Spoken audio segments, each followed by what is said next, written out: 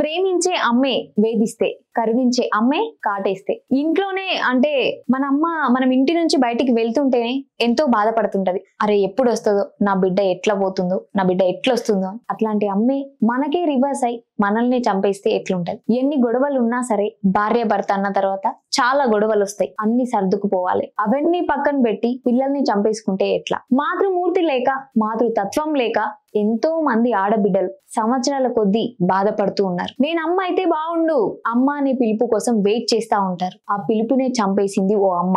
Sujana Seth బెంగళూరులో ఉండే ఒక ఆవిడ, 39 years, తనకి ఒక పెద్ద కంపెనీకి CEO కూడా. చదువుకున్నోడికే జ్ఞానం లేకుండా బిహేవ్ చేస్తే చదువుకోనివాడి పరిస్థితి ఏంటి? అందుకే అంటారేమో బడికి పోయినోడు కంటే బర్లను కాసేటోడు మేలు అని. మనం ఎంత చదివినా సరే మనకంటూ కొంచెం జ్ఞానం ఉండాలి. ఎన్ని గొడవలున్నా, ఎన్ని తప్పులు చేసినా పొట్టన పెట్టుకొని పెంచుకునేది అమ్మ, తన పొట్టనే కోసుకొని చంపేసేది కాదు అమ్మ. అట్లాంటి ఒక అమ్మ గురించి మనం ఈరోజు మాట్లాడుతున్నాం అన్నమాట. సుజనా సేత్ బెంగళూరులో 39 years ఆవిడ. తన భర్తతో తనకి ఎన్నో గొడవలు ఉన్నాయి. ఆ గొడవల కారణంగానే మరి తను ఇంకో పెళ్లి చేసుకోవాలనుకుంటుందా, తనకే దగ్గర అవ్వాలనుకుంటుందా? తనకే దగ్గర అవ్వాలనుకుంటే ఆ బాబు ఒక రీజనే కాదు. కొన్ని రోజులుగా భార్య భర్తల మధ్య మనస్పర్ధలు వచ్చి వారిద్దరూ విడివిడిగా ఉంటున్నారు. విడివిడిగా ఉంటున్న ఈ కాలంలో ఆ 4 ఏళ్ల బాబు తనకు అడ్డొచ్చాడు. ఎట్లయితే వీడిని తప్పించుకోవాలి? ఆ చిన్న బాబుకి ఏం తెలుసు? అమ్మ కదా, ఎక్కడికి తీసుకెళ్ళినా పోతాడు. అమ్మ కదా, జాగ్రత్తగా ఉంటా అనుకుంటాడు. అమ్మతోనే ఎక్కడికి వెళ్ళినా వెళ్తాడు. అట్లనే బెంగళూరు నుంచి గోవాకు తీసుకెళ్ళింది. అమ్మతో టూర్ వేయొచ్చు,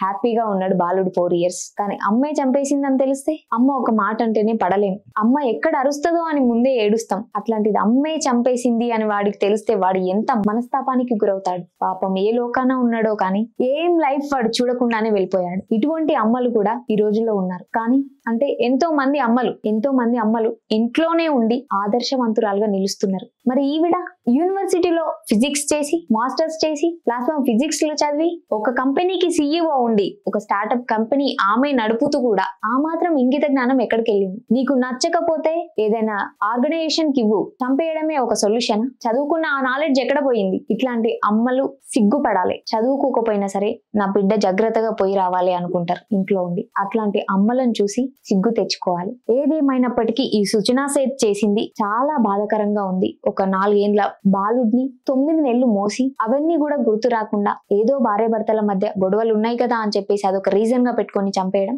చాలా బాధిస్తుంది. సో అట్లీస్ట్ అంటే ఇట్లాంటి ఇన్సిడెంట్స్ ఇక ముందు నుంచి అయినా రిపీట్ అవ్వకూడదు అని చెప్పేసి నేను మనస్ఫూర్తిగా కోరుకుంటున్నా. దక్షిణ్.